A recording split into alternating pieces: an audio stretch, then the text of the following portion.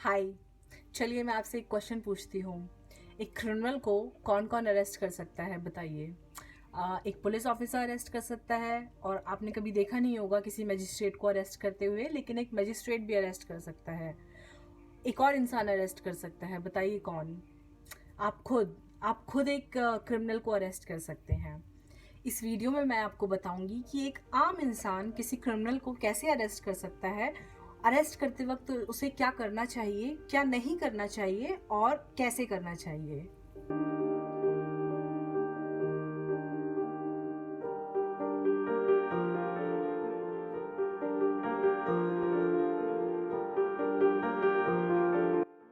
India में एक law है जिसका नाम है arrest by private person.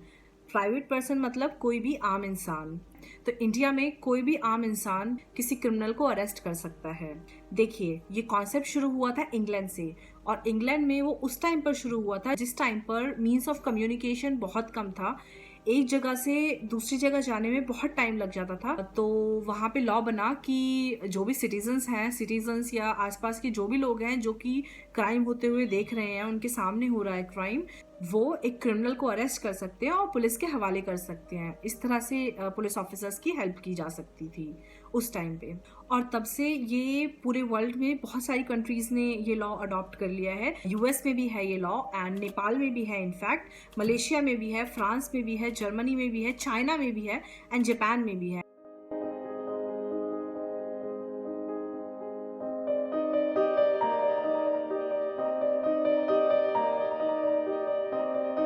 Let's see what the law says. According to section 43, any private person may arrest or cause to be arrested any person. Okay, ये legal language है, मैं आपको इजी वर्ड्स में समझाती हूँ। कोई भी आम इंसान किसी दूसरे इंसान को एक क्राइम करते हुए देख रहा है, और वो क्राइम दो तरह का होगा। एक तो वो कॉग्निजेबल होना चाहिए और वो नॉन बेलेबल होना चाहिए। जब वो क्राइम ये दोनों होंगे, तभी एक प्राइवेट पर्सन को उस इंसान को अरेस्ट करने की पावर है। या फिर वो जो क्रिमिनल है वो एक प्रोक्लेम्ड ऑफेंडर है। Proclaimed offender, non bailable, cognizable, ये मैं आपको बताऊंगी इनका क्या मतलब होता है।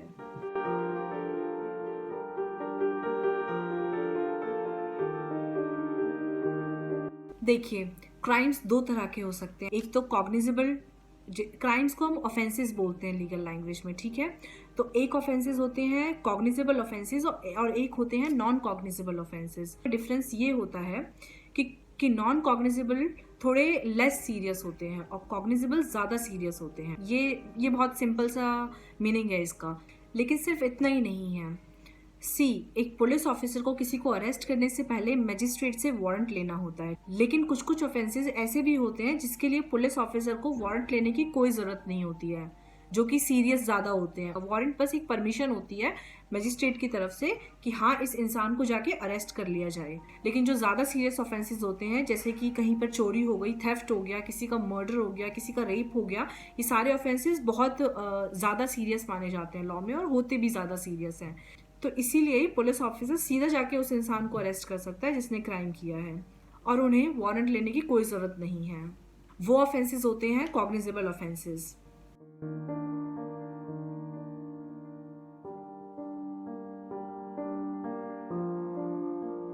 अब नॉन बेलेबल का मतलब देखिए, ऑफेंसेस अलग अलग तरह के होते हैं। कुछ ऑफेंसेस में हमें बेल मिल जाती है और कुछ ऑफेंसेस में हमें बेल नहीं मिलती। तो जिनमें हमें बेल मिलती है हम उन्हें बोलते हैं बेलेबल ऑफेंसेस, और जिन ऑफेंसेस में हमें बेल नहीं मिल सकती उन्हें हम बोलते हैं नॉन बेलेबल ऑफेंसेस। तो इस पर्पज से ये जो सेक्शन 43 है, इसका मतलब ये हुआ कि अगर कोई इंसान कोई कॉग्निजेबल ऑफेंस कर रहा है, मतलब जिसमें पुलिस ऑफिसर सीधा बिना वारंट के अरेस्ट कर सकता है उसे आके, या तो वो ऐसा ऑफेंस कर रहा है और उसके साथ साथ वो जो कॉग्निजेबल ऑफेंस किया है उसके साथ साथ वो कॉग्निजेबल ऑफेंस नॉन बेलेबल भी होना चाहिए, कि जिसके लिए उस इंसान को बेल नहीं मिल सकती। ऐसा कोई ऑफेंस अगर कोई इंसान कर रहा है आपके सामने, तो आप उस इंसान को जाके अरेस्ट कर सकते हैं और पुलिस को उसकी इन्फॉर्मेशन दे सकते हैं। मैं आपको एग्जांपल्स दे देती हूँ कि कौन कौन से ऐसे ऑफेंसेस होते हैं जो कॉग्निजेबल और नॉन बेलेबल दोनों होते हैं। देखिए, मर्डर होता है, थेफ्ट होता है, रेप होता है, डकॉइटी होती है, रॉबरी होती है, criminal breach of trust bye a public servant, मतलब कोई हमारा ट्रस्ट तोड़ रहा है, जिससे कि हमें हर्ट हो रहा है बट इकोनॉमिकली, और वो किसने किया है, वो एक पब्लिक सर्वेंट ने किया है। काउंटरफीटिंग कॉइन मतलब नकली पैसे बनाना, काउंटरफीटिंग इंडियन कॉइन इंडिया के नकली पैसे बनाना, काउंटरफीटिंग कॉइन को इम्पोर्ट एक्सपोर्ट करना, गवर्नमेंट स्टैम्प को काउंटरफीट करना, पर्सोनेटिंग अ पब्लिक सर्वेंट मतलब पब्लिक में अपने आप को पब्लिक सर्वेंट की तरह दिखाना कि जैसे कि मैं पब्लिक सर्वेंट हूँ। डाउरी डेथ मतलब दहेज मांगते हुए किसी की डेथ हो जाती है तो उस केस में। थेफ्ट बाय अ सर्वेंट मतलब अगर आपका सर्वेंट चोरी कर रहा है तो। और एक्सटॉर्शन मतलब जैसे हम मूवीज में देखते हैं कि कोई किसी को किडनैप कर लेता है और फिर फ़ोन करता है उसके घर पे कि अगर तुमने मुझे इतने पैसे नहीं दिए या फिर ये प्रॉपर्टी नहीं दी या मेरा ये काम नहीं किया तो मैं इसे मार दूंगा, वो एक्सटॉर्शन होता है। ठीक है, तो ये सारे क्राइम्स बहुत बड़े माने जाते हैं लॉ में, एंड इसीलिए ये सारे ऑफेंसेस कॉग्निजेबल और नॉन बेलेबल दोनों होते हैं। आपके सामने अगर ये क्राइम्स हो रहे हैं तो आप डेफिनेटली उस क्रिमिनल को अरेस्ट कर सकते हैं। डोंट वरी, मैं इस वीडियो के नीचे पीडीएफ का लिंक दे दूंगी, जिस पीडीएफ को अगर आप खोलेंगे तो आपको पता चल जाएगा कि कौन कौन से ऑफेंसेस कॉग्निजेबल होते हैं, कौन से नॉन कॉग्निजेबल, कौन से बेलेबल, कौन से नॉन बेलेबल।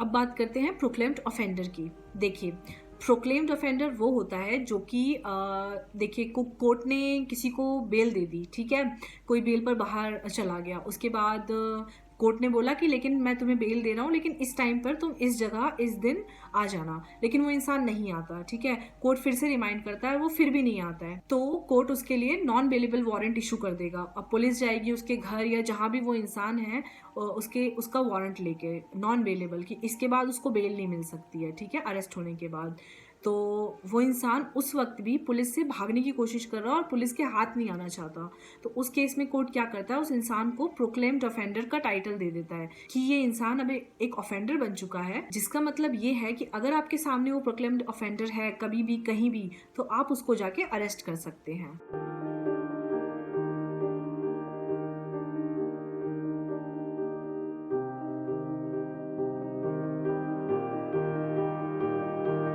अब मैं आपको कुछ चीजें बताऊंगी जो आपको किसी ऐसे इंसान को अरेस्ट करने में हेल्प करेंगी। सबसे पहली बात, इंडिया में कोई भी इंसान अरेस्ट कर सकता है ऐसे क्रिमिनल को। वो इंडियन सिटीजन हो ये जरूरी नहीं है, वो अमेरिकन सिटीजन भी हो सकता है, वो जापानीज भी हो सकता है, वो चाइनीज भी हो सकता है, वो कोई भी हो सकता है। सेकेंड, वो जो क्राइम हुआ है वो आपकी प्रेजेंस में होना चाहिए, मतलब आपने वो देखा होना चाहिए वो क्राइम होते हुए, तभी आप उस इंसान को अरेस्ट कर सकते हैं।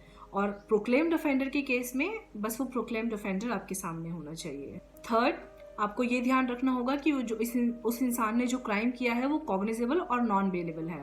फोर्थ, ट्राई करिए जब भी पॉसिबल हो आप उसे खुद जाके अरेस्ट ना करें और पुलिस को उसकी इन्फॉर्मेशन दें, लेकिन अगर पुलिस को इन्फॉर्मेशन देने में लेट हो जाएगा या तब तक वो इंसान चला जाएगा तो आप जाके उसे अरेस्ट कर सकते हैं।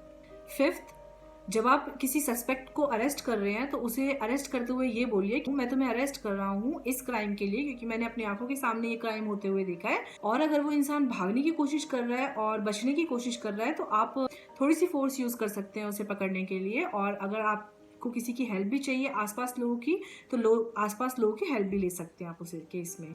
सिक्स्थ, ध्यान रखिए कि आप जब उसे अरेस्ट कर रहे हैं तो आपकी पूरी सेफ्टी मेंटेन हो रही है, मतलब ये ना हो कि उसके पास कोई वेपन है, कोई गन है किसी तरह का या कुछ भी है लाइक अ नाइफ और समथिंग। ध्यान रखिए कि आप सेफ हैं। सेवेंथ, ध्यान रखिए कि आप उससे कोई क्वेश्चन ना करें, उस जो भी उसने पहना है उसकी बॉडी को सर्च ना करें क्योंकि वो आपका काम नहीं है, आप सिर्फ कुछ ही टाइम के लिए उसे डिटेन करके रख रहे हैं, मतलब उसे दबा कर रख रहे हैं जब तक पुलिस नहीं आ जाती है। एट्थ, ट्राई करिए कि जितना जल्दी हो सके आप उस सस्पेक्ट को जिससे आपने अरेस्ट किया है उसे पुलिस स्टेशन या पुलिस के हवाले कर सकें, क्योंकि अगर लेट होगा तो आपके ऊपर ही क्रिमिनल चार्जेस लग सकते हैं। 9, जैसे ही पुलिस आए मेक श्योर आप सारे के सारे फैक्ट्स पुलिस के सामने रख रहे हैं, आपने जो देखा जो कहा, उसने जो देखा उसने जो कहा, जिसने जो कहा जिसने जो देखा, आपको सब पुलिस के सामने अपने फैक्ट्स रखने हैं। 10th एंड मोस्ट इम्पॉर्टेंट ये कि आपका ये पता होना बहुत ज़रूरी है कि आप किसी ऐसे क्रिमिनल को पकड़ेंगे ही क्यों। देखिए, हम लोग बहुत सोचते हैं कि हमें झंझट में पड़ने की ज़रूरत नहीं है, लेकिन सपोज करिए कि अगर वो क्राइम आपके साथ हो रहा है तो क्या आप नहीं चाहेंगे कि आपके उस क्राइम होते हुए आसपास जो भी लोग मौजूद थे वो आपकी हेल्प करें? चाहेंगे आप, नेचुरली ऑफ कोर्स। और सोचिए अगर आपकी आंखों के सामने ऐसा हो रहा है और आप किसी की इस तरह से हेल्प कर सकते हैं तो ये बहुत हेल्पफुल होगा किसी के लिए भी। So let's be a good person. I hope you like this video. आपको मेरी वीडियो से कुछ सीखने को मिला हो, कुछ जानने को मिला हो। मैं अपने चैनल पर लॉ की वीडियोस बनाती हूँ और इंडिया का जो लॉ है उसे सिंप्लीफाई करके बताती हूँ ताकि इंडिया के जो नॉर्मल लोग हैं वो भी लॉ जान सकें कि इंडिया में किस तरह के लॉज हैं, ताकि उन लॉज का फायदा वो खुद भी उठा सकें। Thank you for watching the video.